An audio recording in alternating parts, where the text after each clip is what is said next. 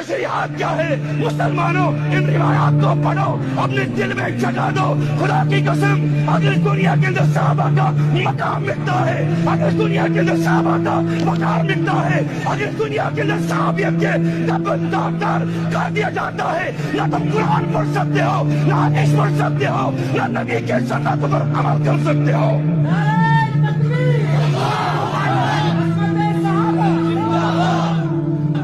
میرے دوستو، جو کچھ بھی ہے صحابہ سے، قرآن صحابہ سے، میرا صحابہ سے.